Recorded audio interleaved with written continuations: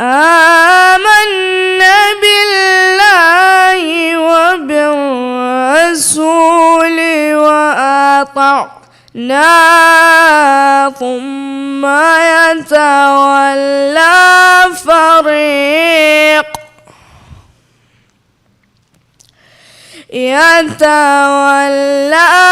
فريق منهم من بعد ذلك وما أولئك بالمؤمنين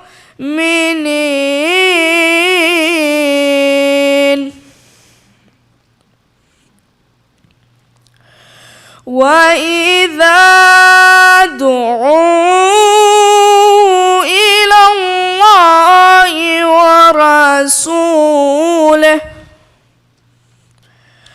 ورسوله ليحكم بينهم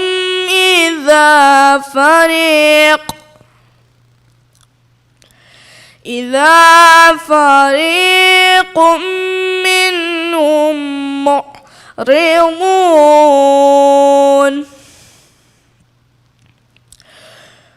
وإن يكن لهم الحق يأتوا إليه مذعنين أفي قلوبهم مرض أم ارتابوا أم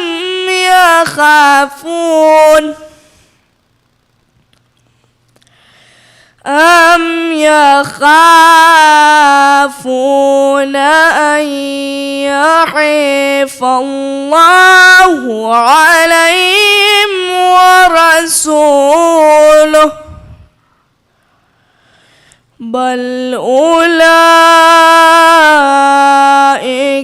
هم الظالمون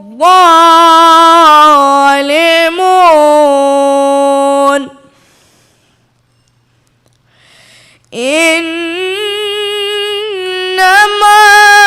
كان قول المؤمنين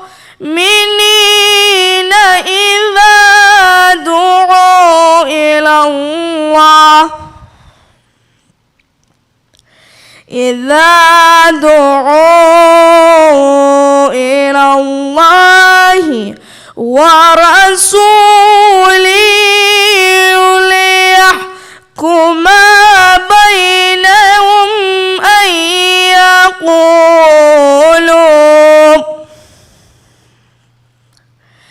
أن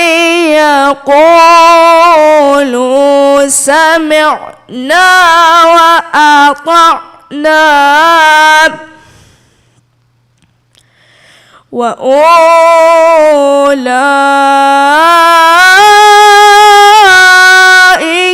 هم المفلحون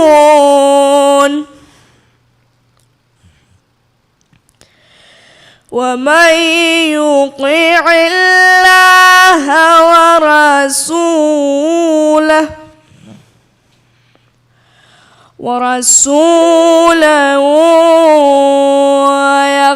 ويخشى الله ويتقه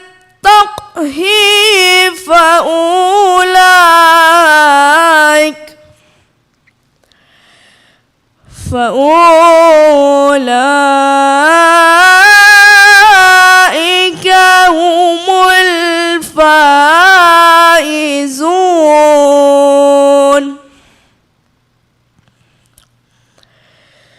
وأقسموا بالله جهد أيمانهم لئن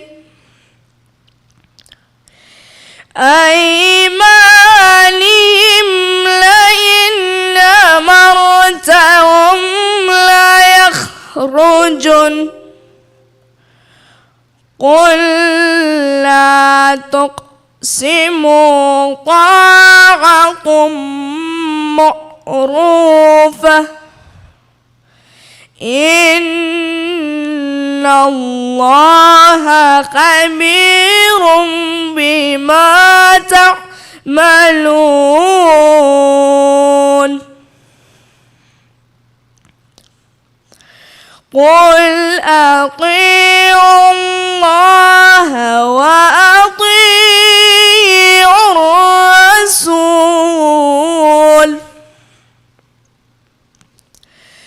فإن تولوا فإنما عليه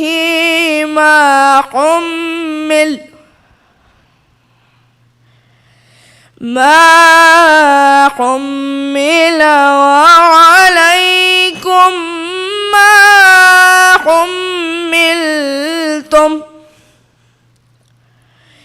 وإن تطيعوه تهتدوا وما على الرسول إلا البلاغ المبين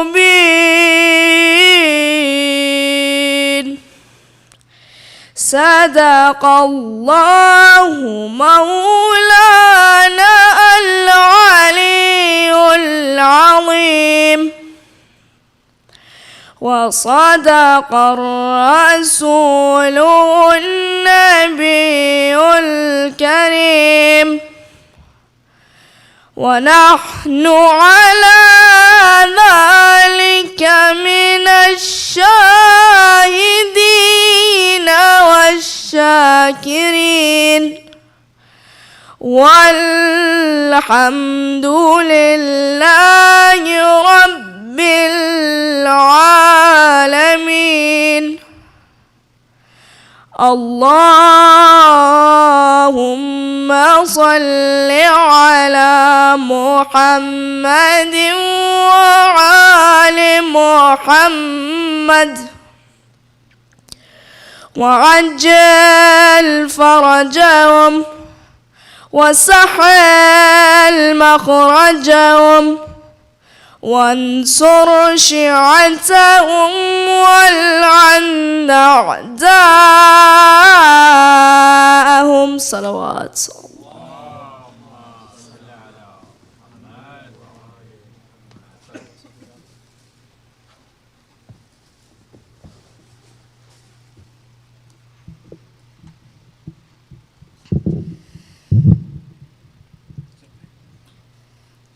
हाय हाय अली अकबर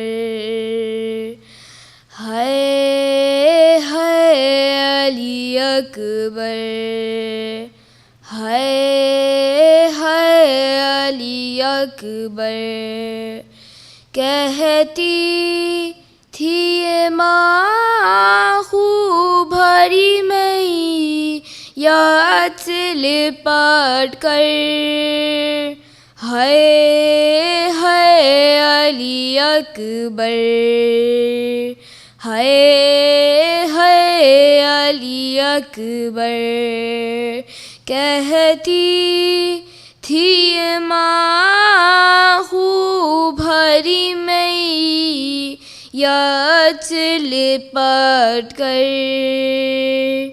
हाय हाय अली अकबर हाय हाय अली अकबर अरमान तप है नाऊंगी पोशाक शहानी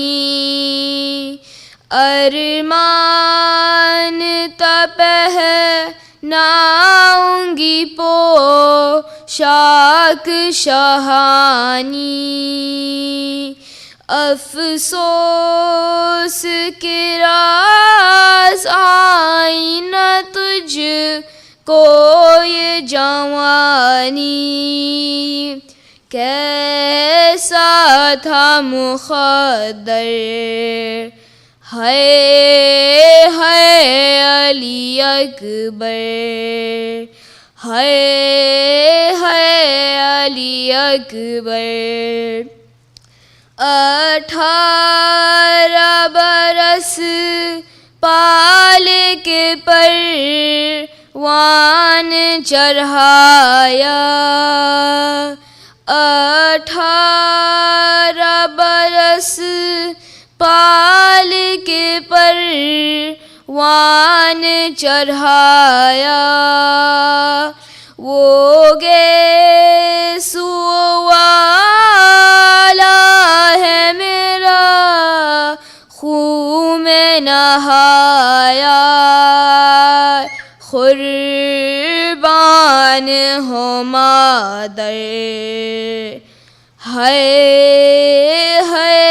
علی اکبر، ہے علی اکبر۔ ماں تیری جدائی میں بھلا کیسے جیے گی، ماں تیری جدائی میں بھلا کیسے جیے گی، مر جائے گی صغرا جو خبر تیری سنے گی، اب کیا کروں دلبر، ہے علی اکبر، ہے علی اکبر۔ پہلے تو ایک آواز پہ اٹھ جاتے تھے بیٹا، پہلے تو ایک آواز پہ اٹھ جاتے تھے بیٹا، اب اتنی صداؤں پہ بھی پہلو نہیں بدلا، کیا ہو گیا دلبر، ہے علی اکبر، ہے علی اکبر۔ تم ہچکیاں لے کے جو دم توڑ رہے ہو، تم ہچکیاں لے کے جو دم توڑ رہے ہو، منہ سے ہمیشہ کے لیے موڑ رہے ہو، کیوں روٹھے ہو دلبر، ہے علی اکبر، ہے علی اکبر۔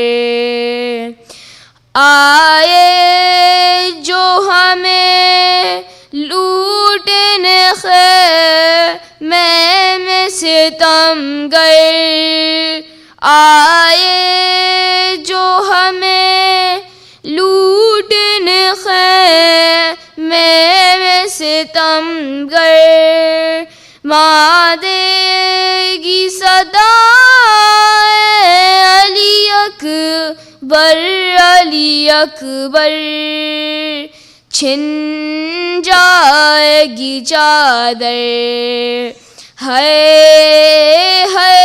علی اکبر، ہے علی اکبر۔ کہتی تھی ماں خوب بھری میں یاد سے لپٹ کر، ہے علی اکبر، ہے علی اکبر۔ صلوات۔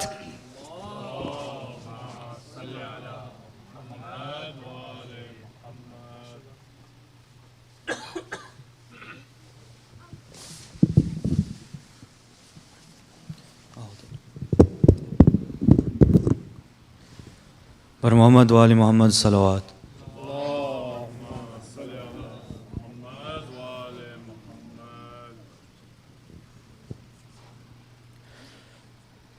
غربت میں قتل ہو گیا مزے نوم بے وطن، میں بھائی بھائی کہتی تھی لاشا بہن بہن، میں بھائی بھائی کہتی تھی لاشا بہن بہن، میں بھائی بھائی کہتی تھی لاشا بہن بہن، تیروں پہ تھا رکھا ہوا لاشا حسین کا، ڈوبا ہوا لہو میں تھا کرتا حسین کا، آواز تھی حسین کی بہنا کفن کفن، میں بھائی بھائی کہتی تھی لاشا بہن بہن، آئی ناراس دو گھڑی پردیس کی فضا، کنبہ شہید ہو گیا میرا گھر اجڑ گیا، پردیس دیس غیر کا اپنا وطن وطن، میں بھائی بھائی کہتی تھی لاشا بہن بہن، ایک دن پہ داغ میں نے 72 اٹھا لیے،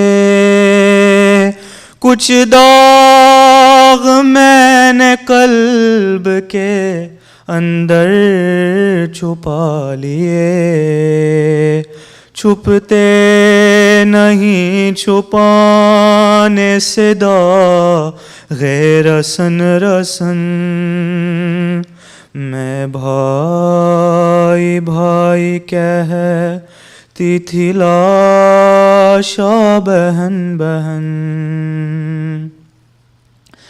دیکھا ہے بابا میں نے جو منظر بتاؤں کیا، نیزوں پہ تھا رکھا ہوا سر ہر شہید کا، گھوڑوں کے دوڑنے سے تھا ٹکڑے بدن بدن، میں بھائی بھائی کہتی تھی لاشا بہن بہن،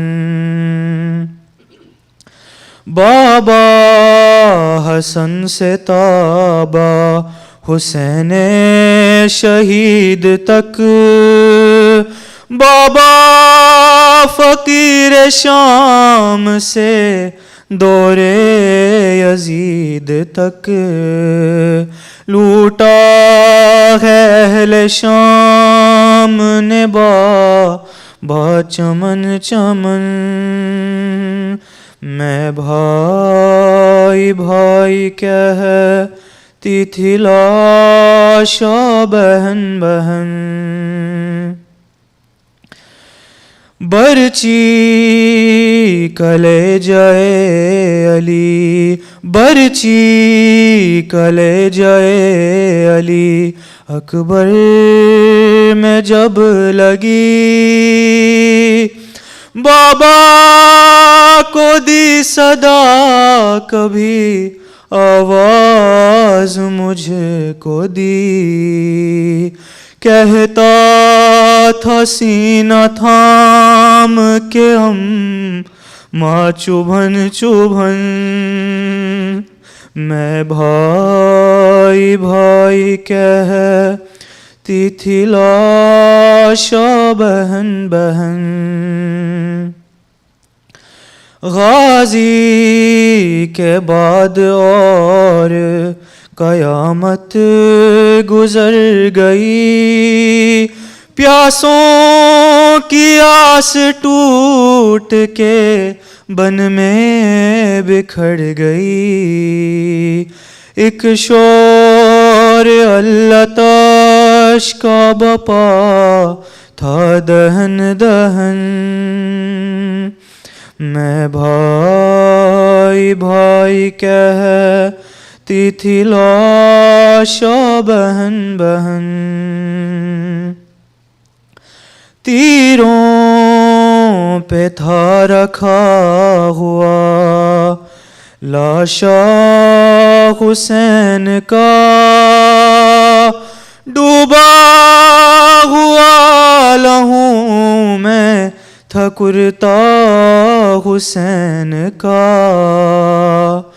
आवाज थी हुसैन की बह ना कफन कफन। मैं भाई भाई कहती थी लाशा बहन बहन।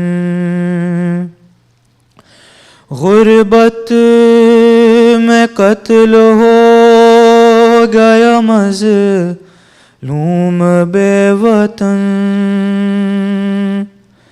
मैं भाई भाई कहती थी लाशा बहन बहन। पर मोहम्मद वाले मोहम्मद सलावत।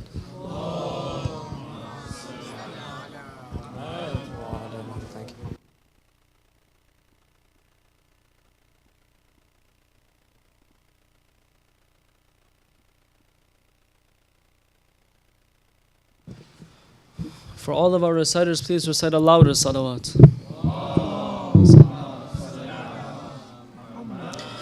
أعوذ بالله من الشيطان الرجيم بسم الله الرحمن الرحيم وصلى الله على محمد وآله الطاهرين.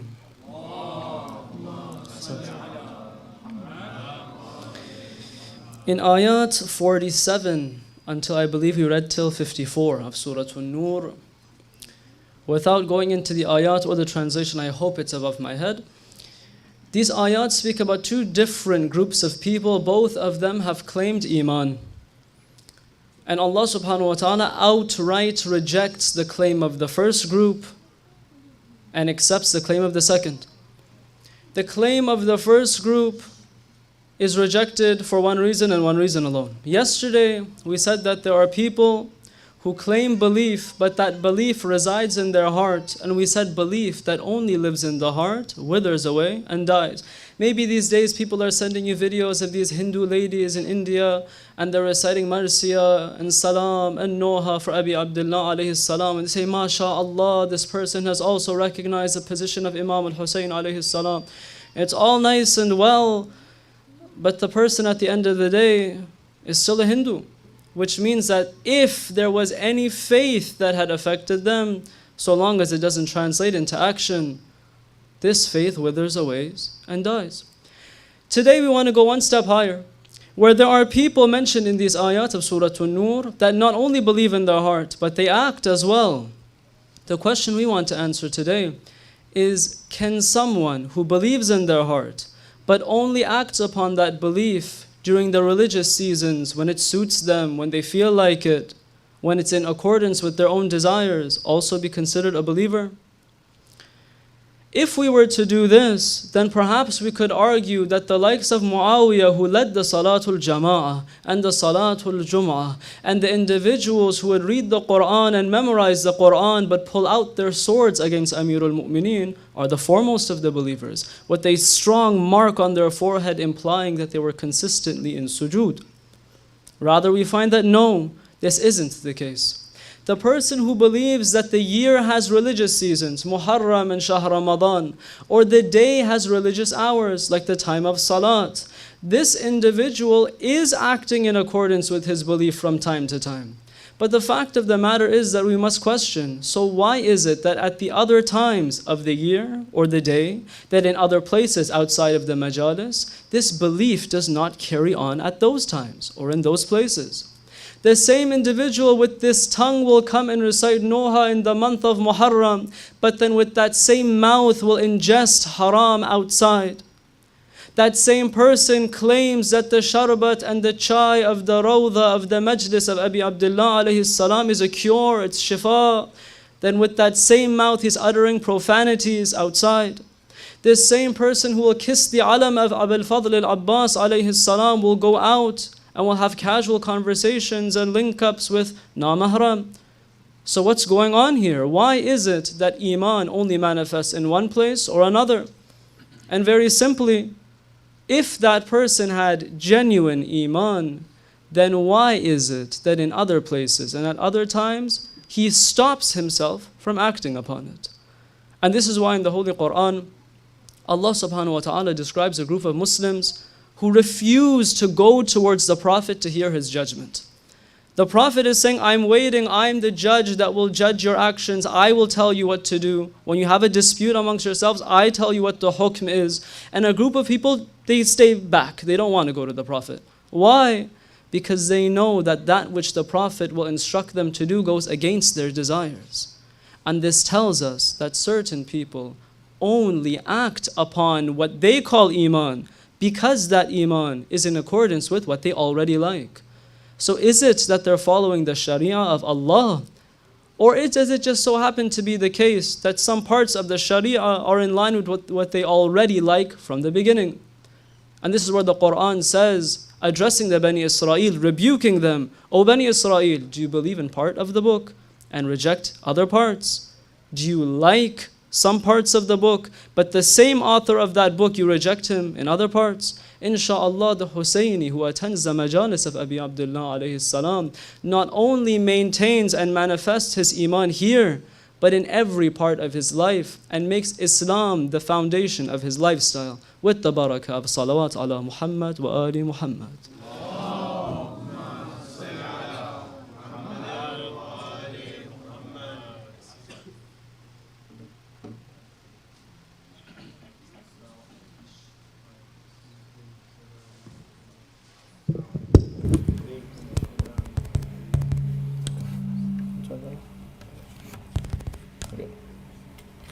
Just a reminder that there's daily English and Urdu programs, with the English program starting at 7:30, followed by Salah, and then the Urdu program. The English programs with Syed Zeshum will continue until next Wednesday, July 17th. Itinerary for the English programs is as such. At 7:30 p.m. we start with Quran recitation, followed by the tafsir. We then have Marsiya and Salam, then the speech, then Noha, and then Ziyarat. In addition to our daily programs, Mahdi Youth is hosting 3 discussions with the Syed. Yesterday we had the co-ed discussion, tonight will be the brothers only discussion, and tomorrow we'll have the sisters only discussion, inshallah. All of these programs will start after namaz in the basement, and we invite you all to join us. These programs are not possible without your support. We are reaching out to you all to help us cover our costs for Muharram and to donate to the Muharram Fund. You can donate towards our majalis, sabils, and discussions. For more info and bookings, please visit us at the My booth at the brothers or sisters entrances, or contact the phone number on the screen. If you like the headband that I'm wearing right now, they're available for sale at both the sisters and the brothers booths for $3. The Mahdi Youth Society is excited to launch a Muharram Kids program for children aged 5 to 10. Join us for Quran, a short interactive lecture, Nohas, and activities. These programs will run daily from Thursday, July 11th to Monday, July 15th, parallel to the main English program from 8 to 9, and take place in the basement. If you would like your child to participate, please sign them up using the link on our socials. The Mahdi Youth Society is taking part in the Nainawa 2024 conference, which is taking place this Sunday, July 14th, at the Afghan Canadian Islamic Community in North York. Space is limited, so make sure to get your tickets as soon as possible through the link on our socials. We thank all the parents that make the efforts in bringing their young children to commemorate the Azah. We encourage them to participate in the Majlis program. However, if you feel that they are getting restless or noisy, then we ask you to take them to the ladies' hall for ladies only, where you can still listen to the Majlis, so we are continuing to be mindful of all those who are listening to the Majlis alongside us. Also, a gentle reminder to the attendees of the Majalis to be gentle and patient with the youngest attendees and the parents that brought them here, so we help facilitate their love for Imam Hussein and his sacrifice, inshallah. There's a request to recite Dua Sehet for the following individuals tonight: Baqir Hussein, Syed Muhammad Haidar Rizvi, Batul Akbar, and Nishat Fatima. So all together, Bismillah ar-Rahman ar-Rahim. أَمَّا يُجِيبُ الْمُضْطَرَّ إِذَا دَعَاهُ وَيَكْشِفُ السُّوءَ أَمَّا يُجِيبُ الْمُضْطَرَّ إِذَا دَعَاهُ وَيَكْشِفُ السُّوءَ أَمَّا يُجِيبُ الْمُضْطَرَّ إِذَا دَعَاهُ وَيَكْشِفُ السُّوءَ أَمَّا يُجِيبُ الْمُضْطَرَّ إِذَا دَعَاهُ وَيَكْشِفُ السُّوءَ أَمَّا يُجِيبُ الْمُضْطَرَّ إِذَا دَعَاهُ وَيَكْشِفُ السُّوءَ اللهم صل على محمد وعلى محمد. There's a request for Fatiha for the marhumin of tonight's sponsors: Akbar Ali Badami, Amina Bai bint Ali Muhammad, Hassan Ali ibn Javaji, Ruqayya Bai bint Wazir Ali, Hassan Ali ibn Raj Muhammad, Fazal Hussain ibn Yusuf Masuma Jehsa, Sohail Nasser, Hussain Raza, Mohsin Abbas Zedi, Maulana Abbas Hussain Bakri ibn Asadullah Bakri, Zahida Begum bint Zama Ali, Muhammad Mir Khan ibn Ali Muhammad Khan, Ruqayya Abidi bint Abdullah Abidi, Kanis Fatima bint Muhammad Mir Khan, Raza Ali Mirza, Kanis Fatima, Sayyida Nihal, Sayyida Siraj Begum, Sayyida Bakhtawar, Sayyida Minhaj, and Sayyid Asad Jafri. Al-Fatiha.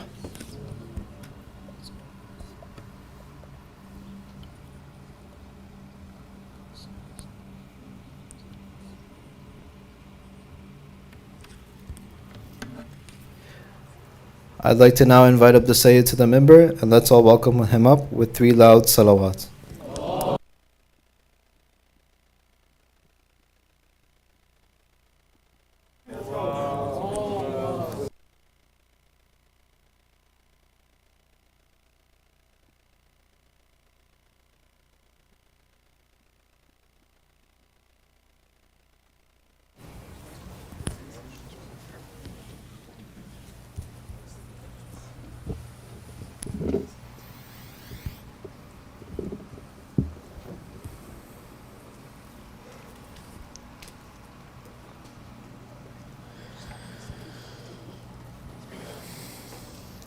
أعوذ بالله من الشيطان الرجيم بسم الله الرحمن الرحيم الحمد لله رب العالمين بارئ الخلائق أجمعين ثم الصلاة والسلام على أشرف الأنبياء والمرسلين حبيب قلوبنا وطبيب نفوسنا أبي القاسم المصطفى محمد اللهم صل على محمد وعلى أهل بيته الطيبين الطاهرين لا سيما بقية الله في الأراضين روحي وأرواحنا لتراب مقدمه الفداء فقد قال الله في كتابه المجيد أعوذ بالله من الشيطان الرجيم يا أيها الذين آمنوا استجيبوا لله ولرسوله إذا دعاكم لما يحييكم واعلموا أن الله يحول بين المرء وقلبه وإنه إليه تحشرون صدق الله العلي العظيم.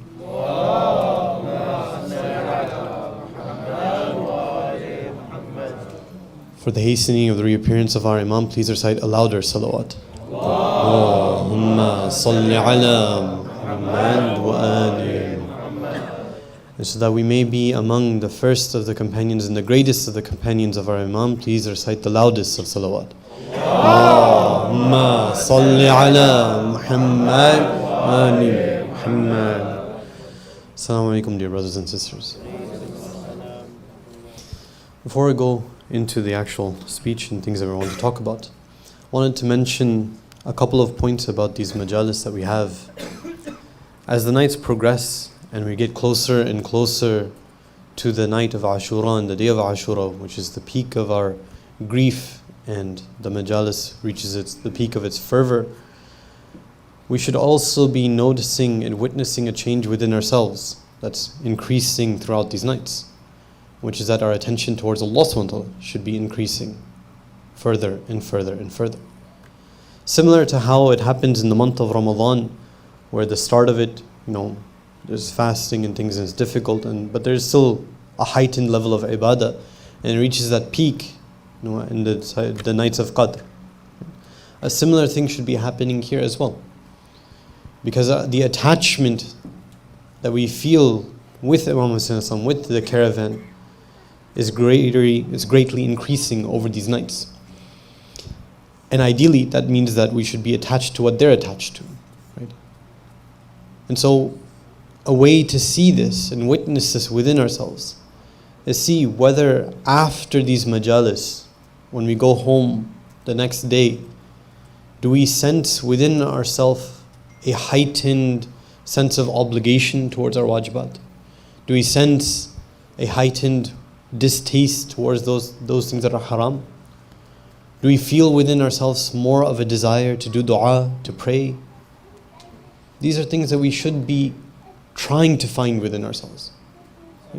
And if we push it within ourselves, it'll happen. It's something that can happen easily. But it does require effort. It's not going to happen magically on its own. It will take steps from ourselves. And we have to honestly seek it and desire it. If we're not desirous of it, then it's not going to happen. But that's something that's important, extremely important.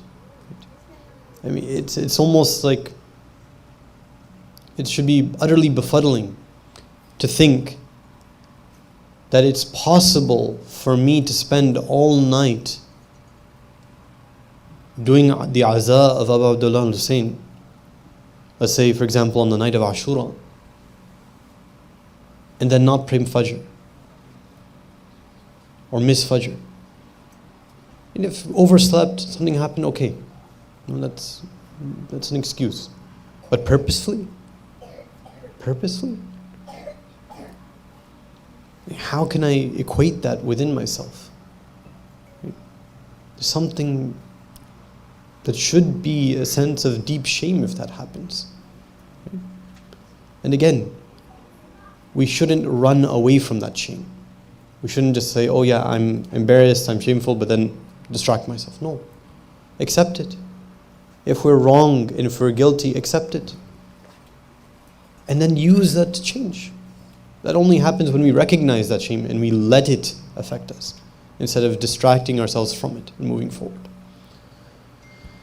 What we've been talking about these past few nights has been regarding the intellect and the obligations that the intellect puts upon us.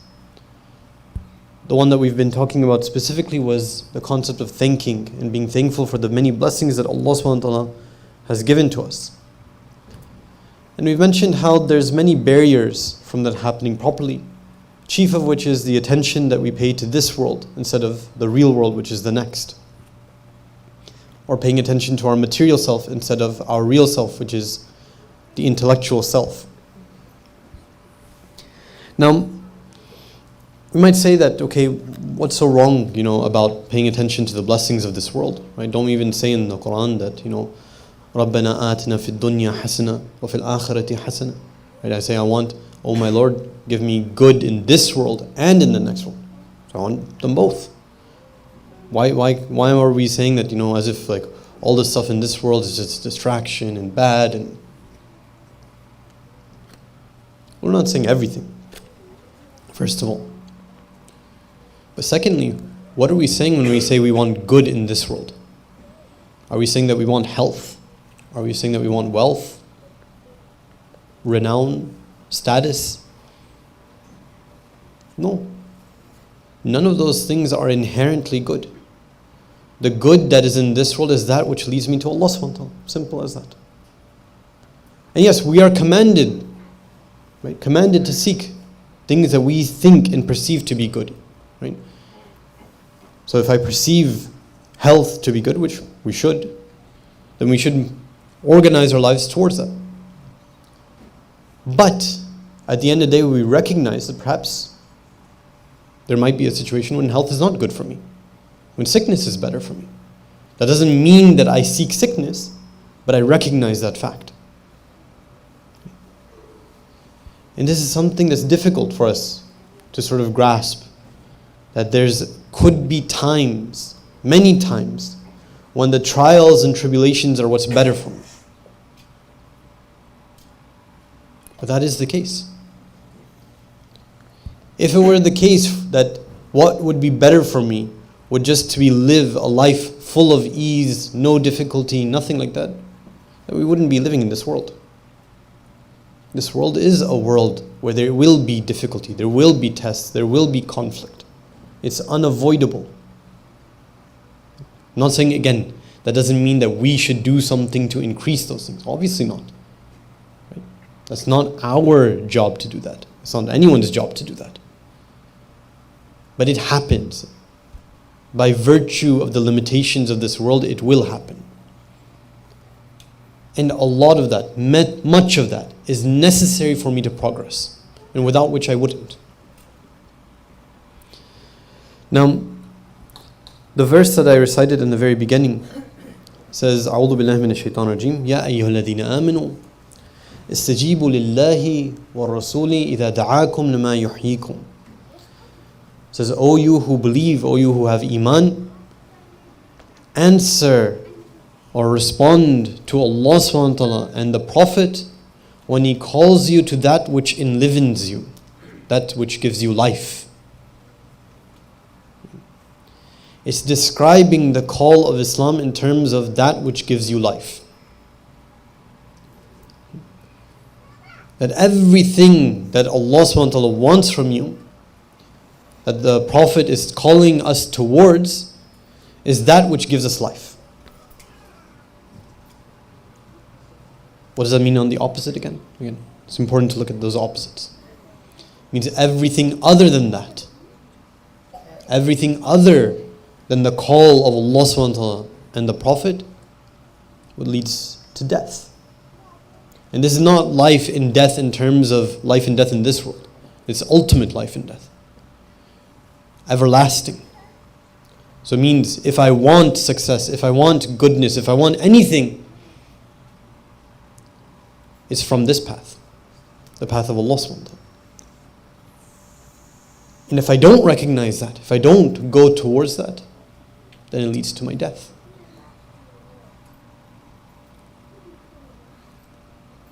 Next part of the ayah is beautiful. It's something that it's very difficult to even understand. It says, وَاعْلَمُوا, and know, أَنَّ اللَّهَ يَحُولُ بَيْنَ الْمَرْءِ وَقَلْبِ, that know that certainly Allah subhanahu wa ta'ala is between a man and his heart, mankind in their heart.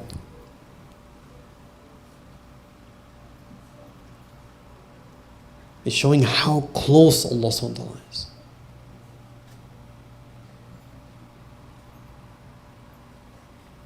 There's a hadith Qudsi that's related as a conversation between Hazrat Musa and Allah subhanahu wa ta'ala, where Hazrat Musa asked Allah subhanahu wa ta'ala, are you far so that I should do nida, call out to you? Or are you close so that I should do munajat and whisper to you? And Allah subhanahu wa ta'ala responds by saying, Ana jalisu man dhakarani. Says, I am the seating companion. I'm right next to the person who remembers me. You remember me, I'm there. Allah subhanahu wa ta'ala is not far off, not somewhere like we have to go seek. No, it's here, present, everywhere.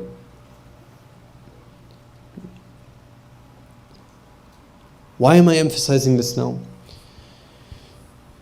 It's because sometimes the way that we perceive religion and look at religion is in such a compartmentalized way, in staggered way, that we view Islam and Allah subhanahu wa ta'ala to be almost contained in certain places.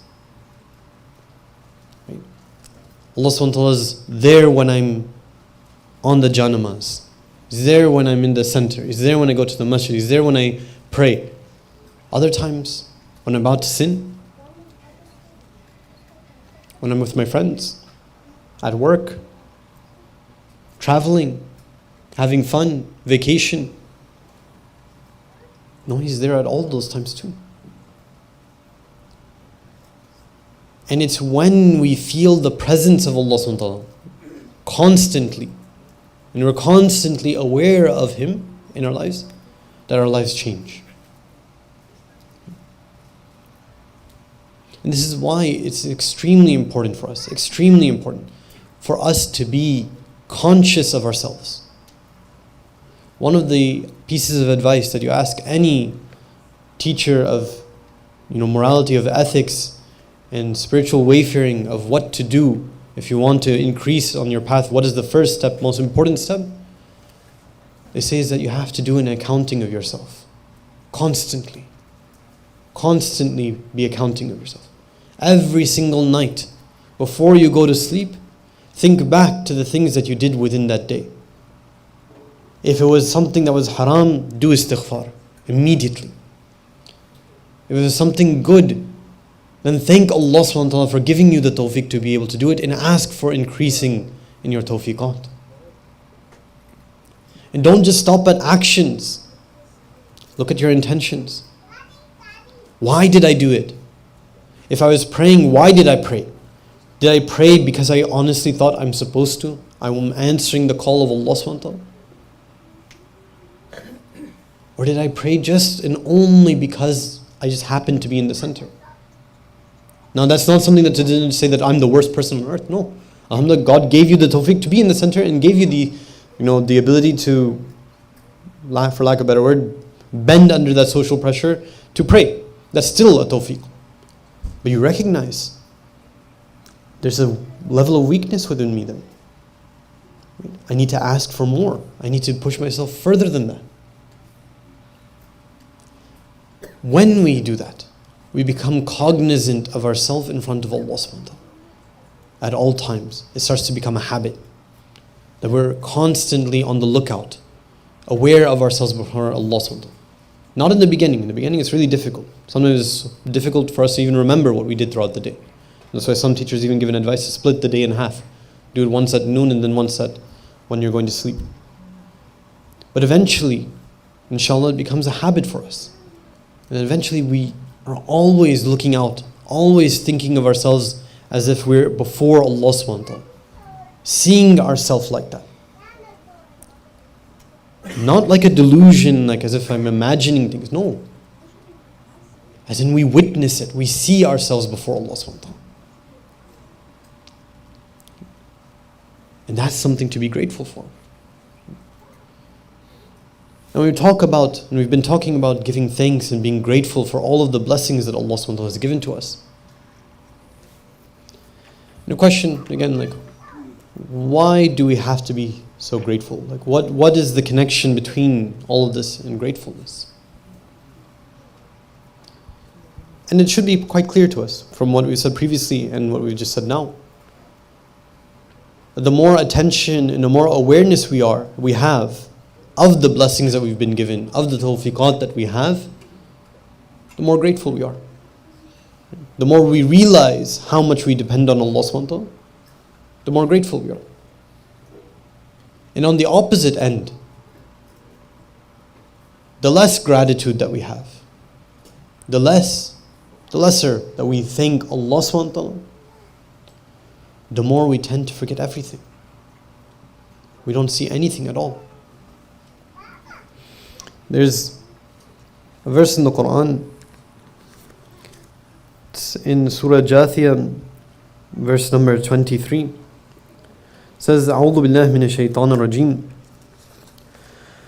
أفرأيت من اتخذ إلهه هواه وأضله الله على علم. It says, have you seen the one who takes for his God their own desires, their own lowly desires and whims. Allah subhanahu wa ta'ala misguides them upon their knowledge. Means they knew what was right. They knew that Allah subhanahu wa ta'ala existed. They had that. But then still they took their lowly desires, that to be the guiding force for them in their lives. And in consequence, they became misguided. Now, there's a whole topic, and don't want to go into it, but the whole topic of why are we relating and sort of attributing the misguidance to God, that why did He the one who misguided them? And I don't want to go into it, but very, very, very, very briefly, right? Everything can be attributed to Allah subhanahu wa ta'ala. Every single thing. As He is the ultimate and absolute master of everything, and nothing at all happens without His will. Everything can be attributed to Allah subhanahu wa ta'ala. That does not negate, again, as we said before, our own will. Our own will can still be part of that series of events, and is a part of the series of events. But we can still attribute all of our actions and all of the results that happen from them to Allah subhanahu wa ta'ala from one perspective as well. The ayah continues. It says, وَخَتَمَ عَلَى سَمْعِهِ وَقَلْبِهِ وَجَعَلَ عَلَى بَصَرِهِ غَشَاوَةً فَمَنْ يَهْدِيهِ مِنْ بَعْدِ اللَّهِ. It says, a seal is placed upon their ears and their heart, and their eyes become closed. And it says, and so who will guide this person after Allah? Right? After Allah has put them into misguidance, who's going to guide this person? If we close our eyes to the mercies of Allah subhanahu wa ta'ala, to the blessings of Allah subhanahu wa ta'ala, that's our state. That's what will happen to us.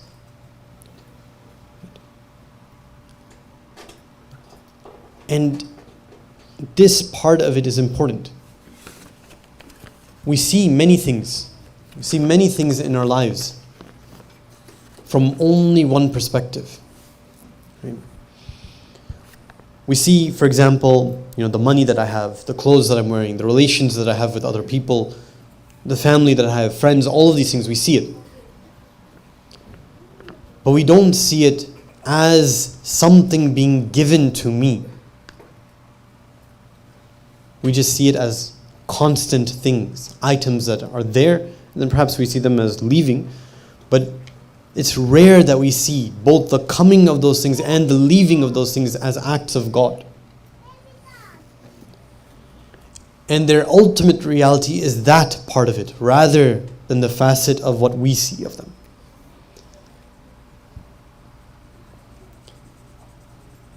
It's again that persistent delusion that we have of seeing everything as absolutes, as seeing everything as independent, as stable.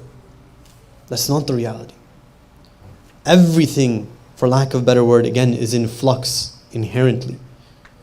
It's only by virtue of Allah subhanahu wa ta'ala that stability is granted. And so everything, the attaining and receiving of things and the letting go and the disappearance of things everything is attributable to Allah subhanahu wa ta'ala.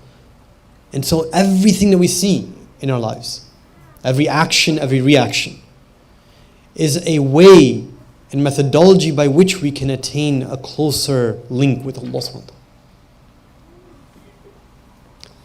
There's an ayah in the Quran that says,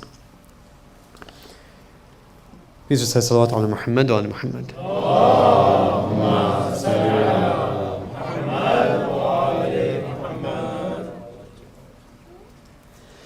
It says, إِنَّمَا الْمُؤْمِنُونَ إِذَا, I'm having a slight amount of doubt if it's ذَكَرَ, I think it's ذَكَرَ. It's better for me to check. I believe it's in the beginning of Surah Anfal, if I'm not mistaken. ذُكِرَ, it's okay. ذُكِرَ وَجَلَتْ قُلُوبُهُم. Ahsan, thank you. إِذَا ذُكِرَ اللَّهُ وَجَلَتْ قُلُوبُهُم. When they remember, certainly the mu'mineen are those when they remember Allah subhanahu wa ta'ala, their hearts tremble. وَإِذَا تُلِيَتْ عَلَيْهِمْ آيَاتُهُ زَادَتْهُمْ إِيمَانًا. And when the signs of God are recited upon them, they increase in iman. What are the signs of God? Can we think of a single thing that exists but is not a sign of God? There's nothing. That means I'm being afforded opportunity after opportunity, infinite opportunities in perhaps one moment to increase my iman. And on one side, that's very, very, heartening that I have all of these opportunities before me. But on another side, that's also very frightening. Because if I look at myself and I see myself not taking advantage of it, that means that I'm ignoring all of those opportunities. And I'll be held accountable. Our existence, every moment, is a new, renewed link with Allah subhanahu wa ta'ala. Please recite salawat ala Muhammad wa ala Muhammad and move a bit forward. Allahumma salli ala Muhammad wa ala Muhammad.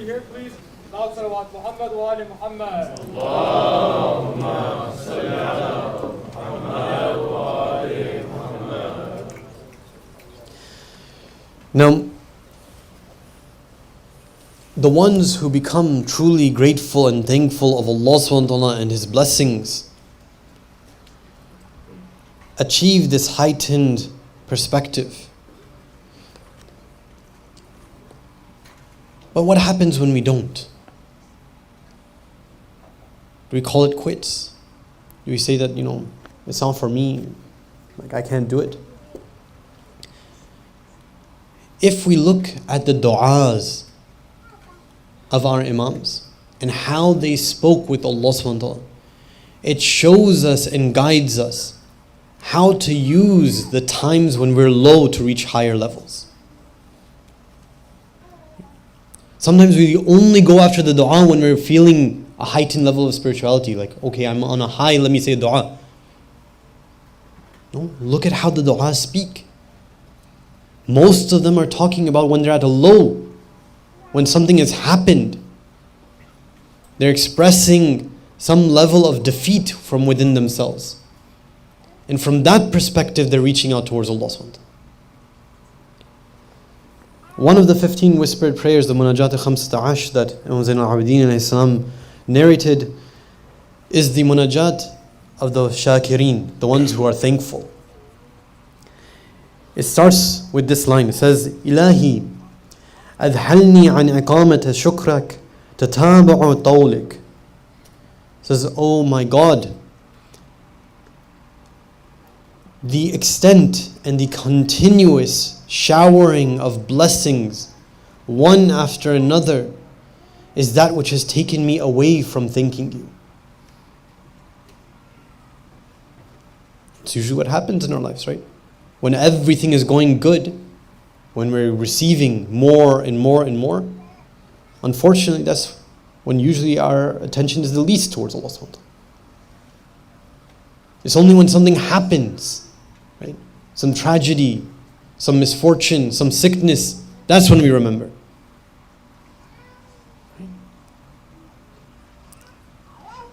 But the Imam is using that, right? He's expressing himself in that way, admitting to that, so that he can seek a heightened amount of connection with Allah subhanahu wa ta'ala. He's teaching us to do the same. We can do the exact same thing. If we recognize within ourselves that there's something missing, that there's a defect, that I've done something wrong, we can use that realization to get a heightened attachment with Allah subhanahu wa ta'ala. That moment of realization itself is precious. Let's not waste that. Yes, we did something wrong, but Allah subhanahu wa ta'ala has hope in me. That's why He allowed me to recognize that I did something wrong. Yes, I was ungrateful, But I realized I was ungrateful. And so I can express that in front of Allah subhanahu wa ta'ala. I can admit it. We need to use these times of our lives as well. I'll just mention another line from the Munajat because it's beautiful. Several lines later it says, وَهَذَا مَقَامُ مَنِ اعْتَرَفَ بِسُبُوغِ النَّعْمَاءِ وَقَابَلَهَا بِالتَّقْصِيرِ. It says this is the place, this is the status, I'm admitting myself in front of Allah subhanahu wa ta'ala. This is the status of the one who admits of the greatness and infiniteness of the blessings, and in return of that, in response to that, admits taqsir, admits that they're deficient, they can't do anything that it deserves in response. وَالشَّهِدَ عَلَى نَفْسِهِ بِالْإِهْمَالِ وَالتَّضْيِيعِ, and bears witness upon himself of negligence and heedlessness. The Imams are saying this. If the Imams are using these kinds of words in front of Allah subhanahu wa ta'ala, think about how you and I should be speaking. How greatly we should be crying in front of Allah subhanahu wa ta'ala, admitting ourselves and our reality in front of Him.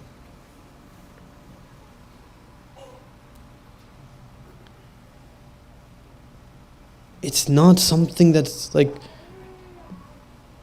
we can't just ignore that. We can't run away from ourselves. Who we are it's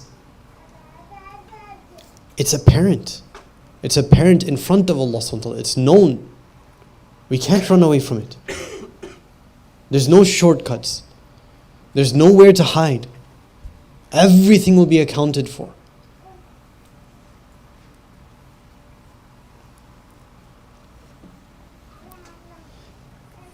There's another verse in the Quran.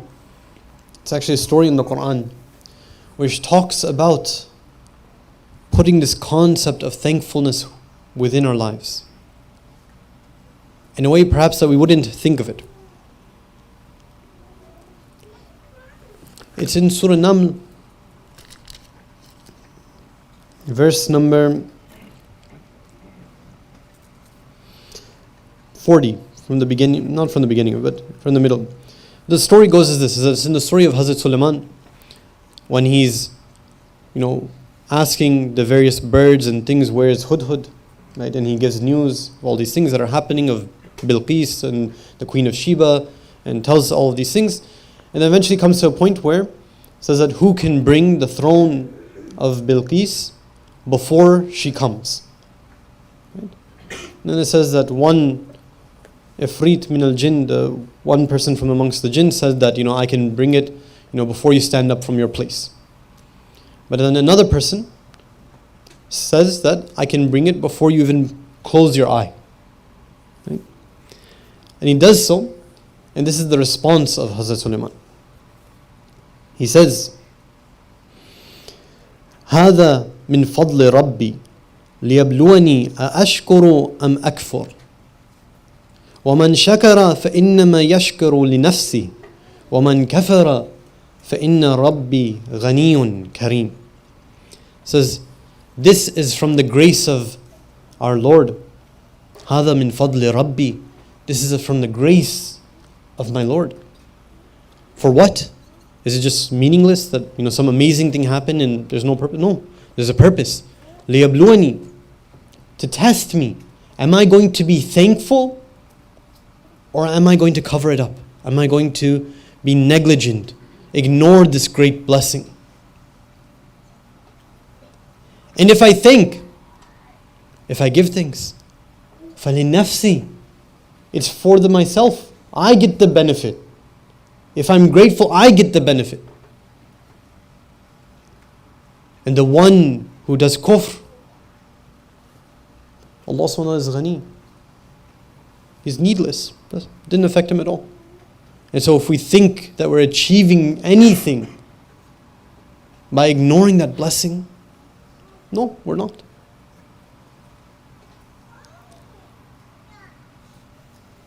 So even the amazing things, the astounding things that happen, the Prophet is seeing that as a way to thank Allah subhanahu wa ta'ala. Am I grateful or am I not? And again, we talked several times about this concept that thankful, being grateful is not a thing of the tongue. It's not how I speak. It's not what I say. Not only. It is important to express things. Right? But it's what I do with that blessing. How I utilize it that constitutes whether or not I was grateful. Now, before I move on, there's a point I want to make about this Quran as well. We talked about dua and said that these dua and munajat and things are a great way for us to realize how to think and train ourselves to think in a certain way. And they're a way of guidance from the Imams. And by the way, this sort of, inshallah, it's not something that anyone here has, but this sort of thing where we describe Imam Zain al-Abidin as like bimar and the one who is sick and things, is the greatest insult we could give to our Imam. He was sick for a few days. You're going to call his whole life as like a title that he was the bimar? He was a sick person? No.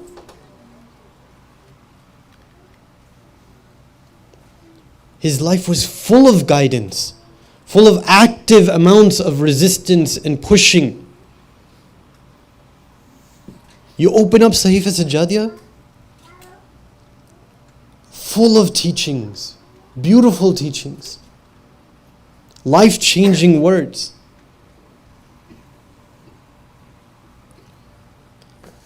But beyond that, more than that, is this Quran. This Quran was sent as a book of guidance for you and me. It's our book of guidance. It's our methodology of reaching Allah subhanahu wa ta'ala. Everything that we have from Islam is from this book.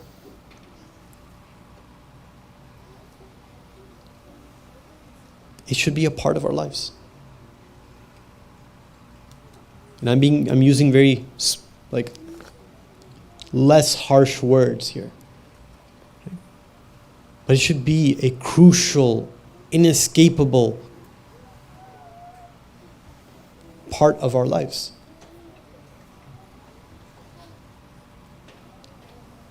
And if it's not, then we have to change that. If we can't read Arabic, let's learn to read it. Learn to read it. It's not too difficult. It's not that difficult. Yes, it requires classes. Yes, it requires effort. It's not impossible.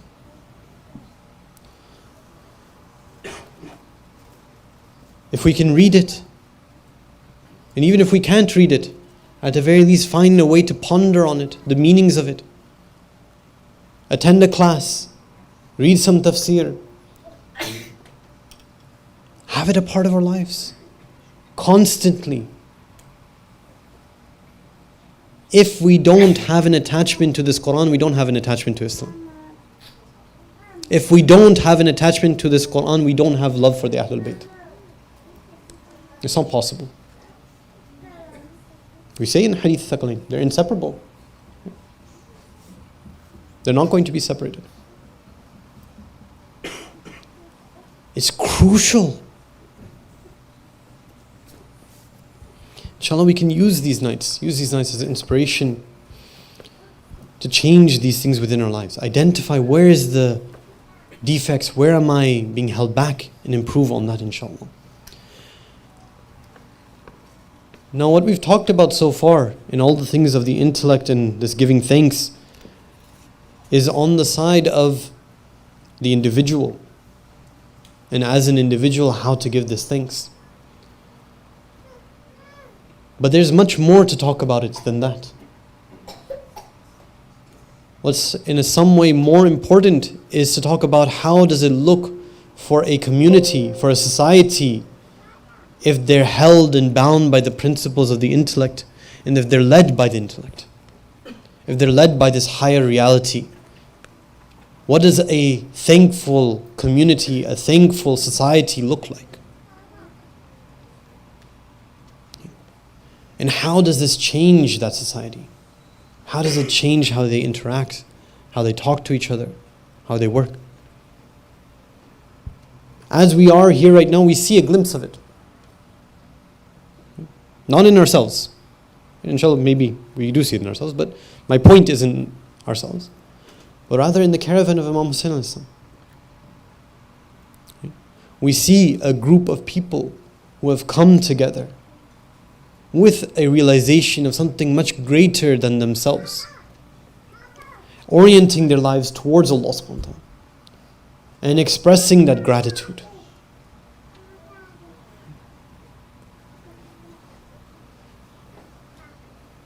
There's not a single time through the events of Karbala that Imam Hussein is complaining to God and saying, why did you do this to me? Let's think about our own lives. How many times have we complained to Allah and say, why did you do this to me?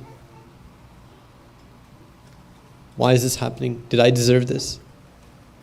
I prayed on time. I didn't deserve this.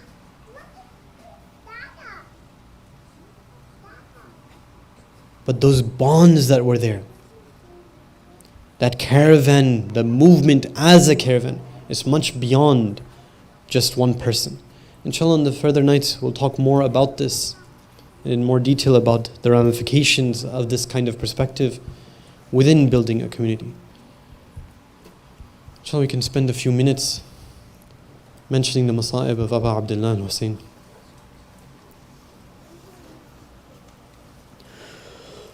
اللهم صل على محمد وآل محمد.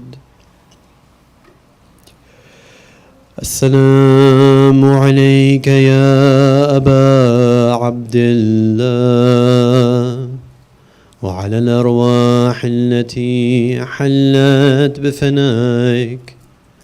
عليك مني سلام الله أبدا ما بقيت وبقي الليل والنهار، ولا جعله الله آخر العهد مني لزيارتكم.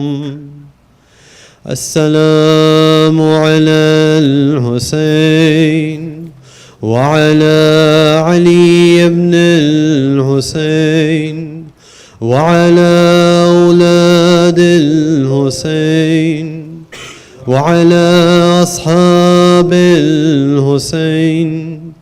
Dear brothers and sisters, as the nights pass and we approach the night of Ashura, we feel a sense of desperation within ourselves. We feel this desire that we should be able to go back into history and stop this from happening. We should be able to stop all that happened, all those tragedies. We should be able to sacrifice ourselves for our Imam. Brothers and sisters, imagine ourselves on the plains of Karbala. If we can't do that, for those of us who have gone to Karbala, imagine ourselves before those golden domes, in front of that shrine. Let's say one more time. Let's say our salams one more time. Assalamu alayka ya Aba Abdullah wa ala al-arwah allati hallat bifanaik. Alayka minni salamullah abadan ma baqitu wa baqiya al-layl wan-nahar. ولا جعله الله آخر العهد مني لزيارتكم. السلام على الحسين وعلى علي وعلى أولاد الحسين وعلى أصحاب الحسين.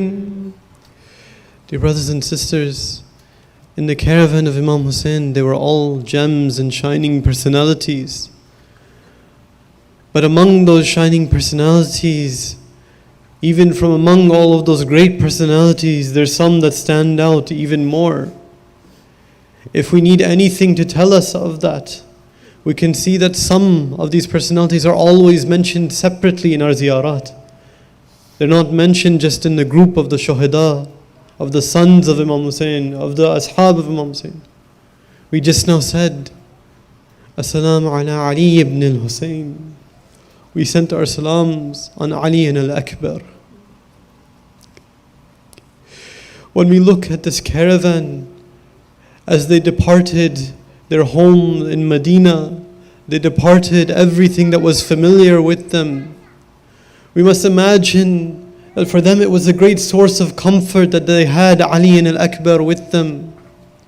Because we know that whenever the people, not just the Ahlul Bayt, but anyone wanted to remind themselves of the Prophet, they would look on Ali and al-Akbar and see him and be reminded of the Prophet.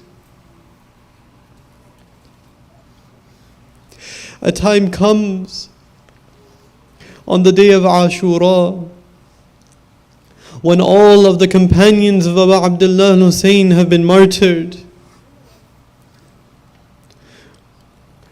And the time comes for the Bani Hashim to start approaching the battlefield.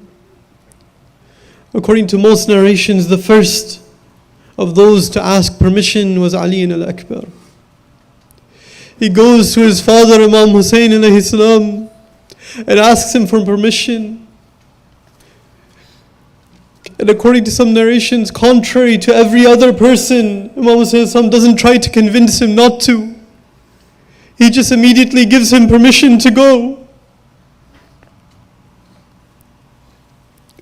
When Ali ibn al-Akbar starts moving towards the battlefield,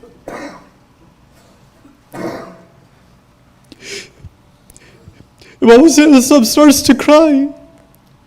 And he says, "Oh Allah, bear witness that I've sent the one ashbahu khalqan wa khuluqan wa mantiqan ila rasulik. I've sent to these people on this battlefield the person who is closest and most resembling in appearance, in characteristic, and in his speech to Rasulullah. Whenever we wanted to see Rasulullah, we would look at Ali al-Akbar.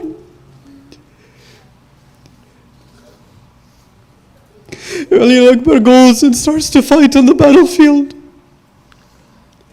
After a period of time, he comes back and returns to Muslims. He says, "Oh my father, al-Atash qatalani. Thirst is killing me, and the weight of this armor is wearing me down. Do you have any water for me?"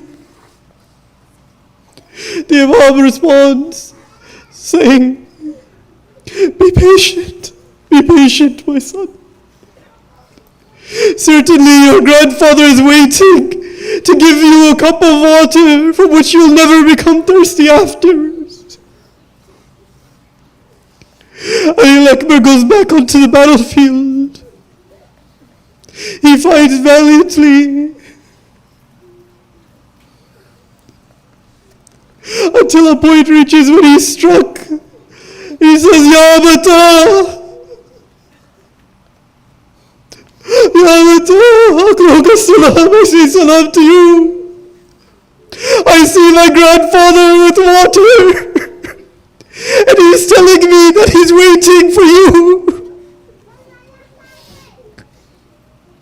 Imam Hussein rushes to the body of his son.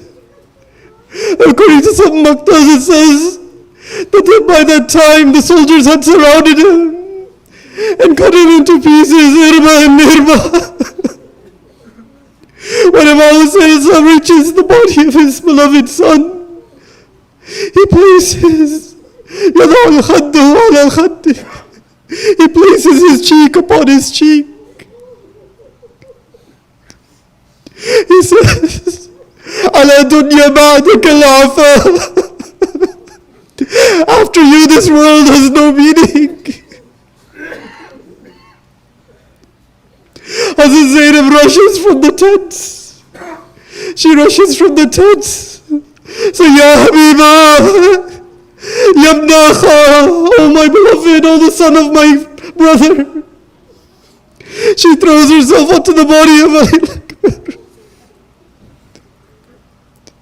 Imam Hussein is first to take her back to the tents and asks his other sons to bring the body of Ali Akbar back. But oh, brothers and sisters, the tragedy of Imam Hussein for Imam Hussein ends soon. But for the women, for the children, they feel the absence of Ali Akbar afterwards as well. They feel it when the tents are burning and there's no Ali Akbar to save them. They feel it in the next morning when there's no Ali Akbar to say the adhan. They feel it on the way to Kufa. There's no one to help Zainab go onto the camel. They feel it in the dungeons of Sham when a lash is being hit and there's no one to save them. على لعنة الله على قوم الظالمين وسيعلم الذين ظلموا أي منقلب ينقلبون. ماتم حسين.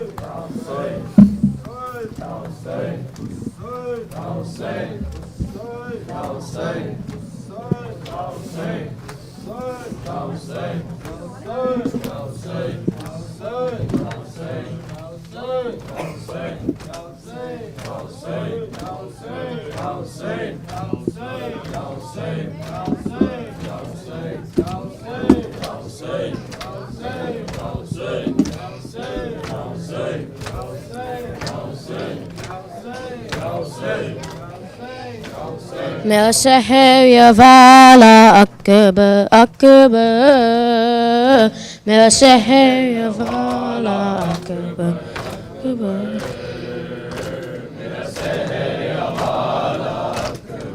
जख्म दिल के दिखाऊं मैं कैसे जख्म दिल के दिखाऊं मैं कैसे तेरा लाशा उठाऊं मैं कैसे अकबर मेरा शहर अकबर मेरा शहर वाला अकबर लाश अकबर पेशा जब पहुंचे दिल को हाथों से थाम कर बोले तेरी फकत ने अली अकबर आग दिल में मेरी लगा दी है आग दिल की बुझाऊं मैं कैसे आग दिल की बुझाऊं मैं कैसे तेरा लाशा उठाऊं मैं कैसे अकबर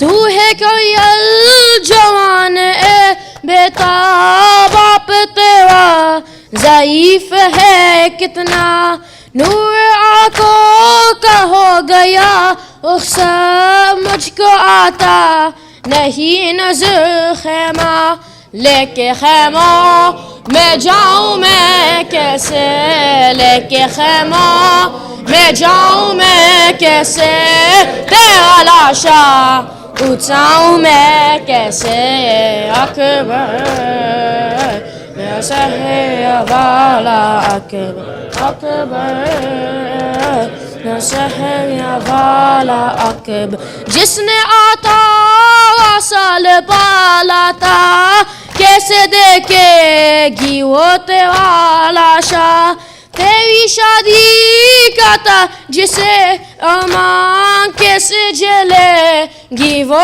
तेरा सदमा تیرے ماں کو بچاؤں میں کیسے تیرے ماں کو بچاؤں میں کیسے تیرا لاشا بچاؤں میں کیسے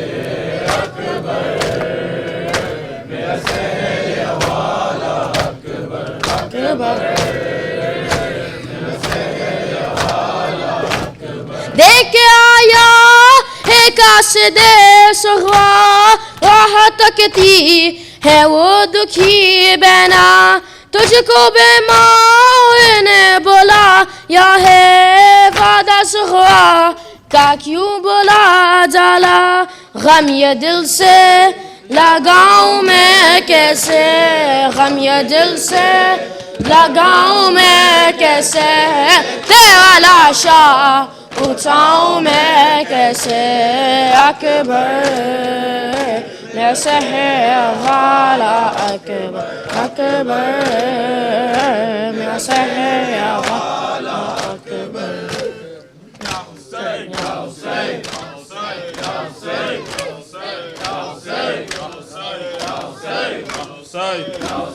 Ya Hussein, Ya Hussein, Ya Hussein, Ya Hussein, Ya Hussein, Ya Hussein, Ya Hussein, Ya Hussein, Ya Hussein,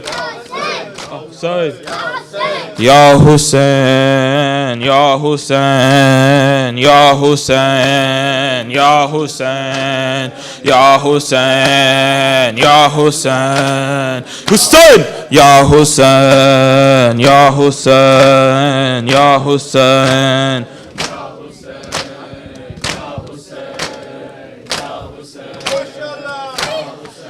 Hey, hey, Ali Akbar. Hey, hey, Ali Akbar. کہتی تھی یہ ماں خون بھری میت سے لپٹ کر ہے علی اکبر ہے علی اکبر کہتی تھی یہ ماں خون بھری میت سے لپٹ کر ہے علی اکبر ہے علی اکبر کہتی تھی یہ ماں خون بھری میت سے لپٹ کر ہے علی اکبر ہے ارمان تب پہناؤں گی پوشاک شاہانی ارمان تب پہناؤں گی پوشاک شاہانی افسوس کے راس آئی نہ تجھ کو یہ جوانی کیسا تھا مقدر ہے علی اکبر ہے علی اکبر کہتی تھی یہ ماں خون بھری میت سے لپٹ کر ہے علی اکبر ہے 18 برس پال کے پروان چڑھایا 18 برس پال کے پروان چڑھایا اور گیسوں والا ہے میرا خون میں نہایا قربان ہوں مادر ہے علی اکبر ہے علی اکبر کہتی تھی یہ ماں خون بھری میت سے لپٹ کر ہے علی اکبر ہے اتنا تو ذرا ٹھہرو تمہیں دولہا بنا لوں، اتنا تو ذرا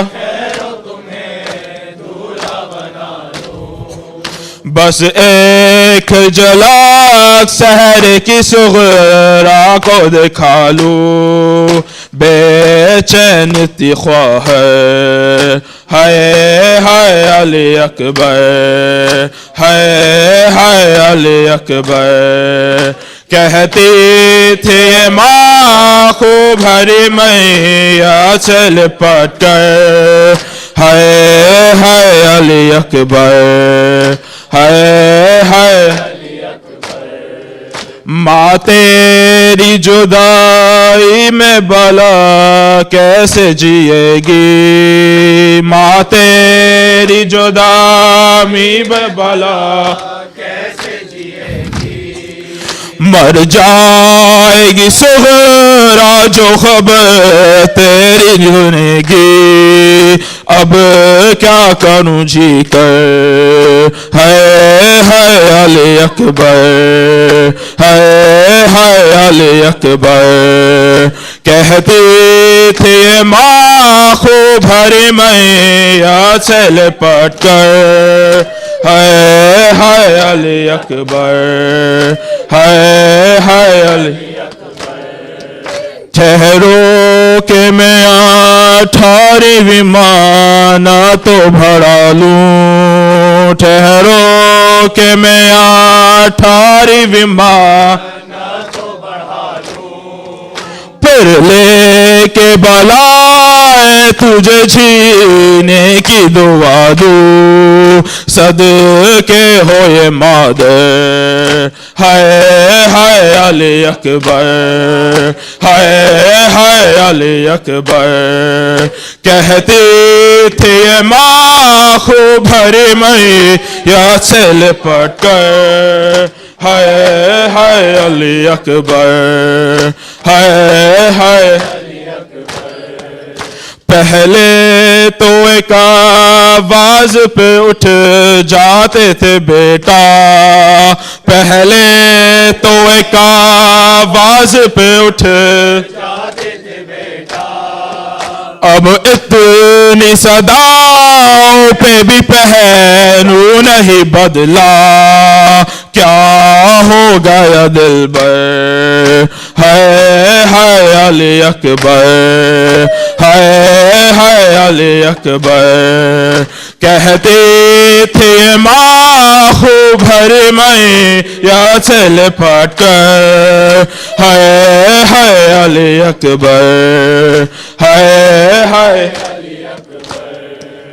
تمہیں عشقیاں لے کے جو دم توڑ رہے ہو، تمہیں عشقیاں لے کے جو دم توڑ رہے ہو، موما سے ہمیشہ کے لیے موڑ رہے ہو، کیوں روٹھے ہو دلبر، ہائے ہائے علی اکبر، ہائے ہائے علی اکبر، کہتی تھی ماں خوب بھری میاں سے لپٹ کر، ہائے ہائے علی اکبر، ہائے ہائے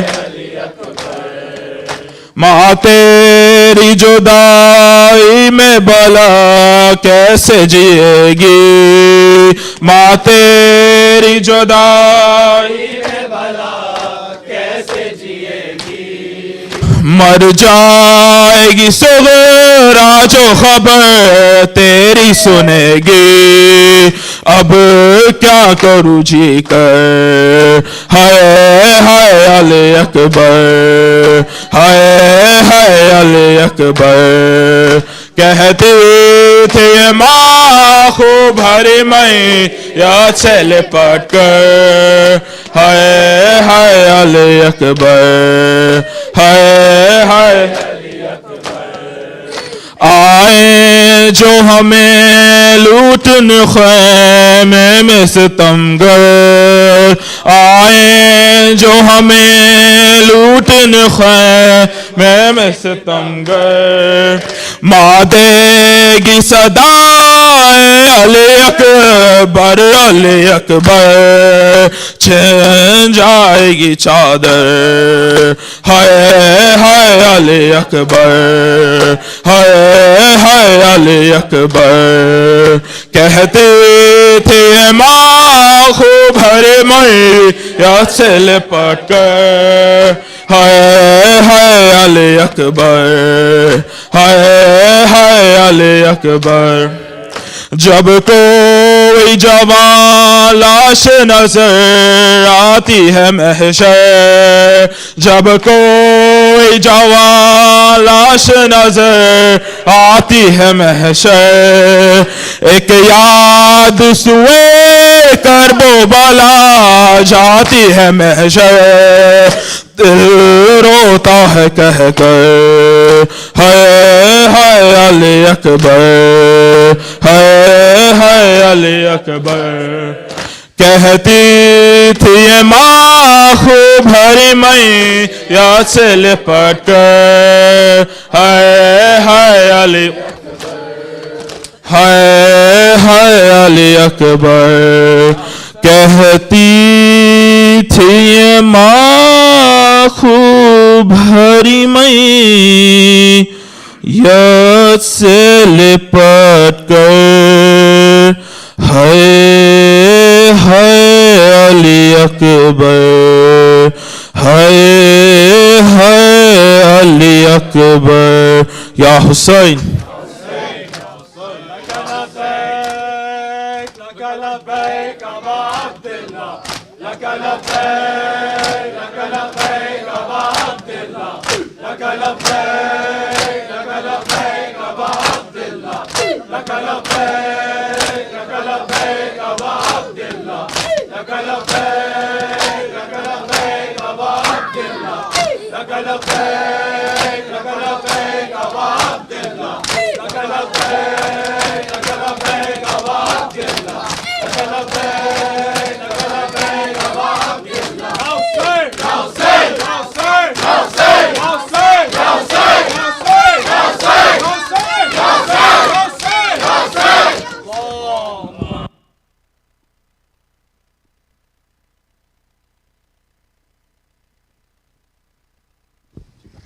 السلام عليك يا رسول الله السلام عليك يا أمير المؤمنين علي بن أبي طالب السلام عليك يا فاطمة الزهراء السلام عليك يا خديجة الكبرى السلام عليك يا حسن المصطفى السلام عليك يا أبا عبد الله وعلى الأنواع التي يلذ بفنا هيك عليك مني سلام الله أبدا ما بغيت وبقي الليل والنهار ولا جاءت آخر أهلي مني زيارتكم السلام على الحسين وعلى علي بن الحسين وعلى أولاد الحسين وعلى أصحاب الحسين وعلى 9 المعصومين من ذريتك علي بن الحسين ومحمد بن علي وجعفر بن محمد وموسى بن جعفر وعلي بن موسى ومحمد بن علي وعلي بن محمد والحسن بن علي والحجة بن الحسن أجل الله تعالى فرجك وسهل الله تعالى مخرجك وظهورك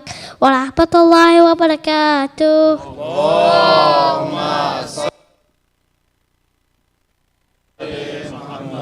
If I can please request the brothers to stay back, let's allow the sisters to head out first. Brothers, please stay back. Let's allow the sisters to head out first.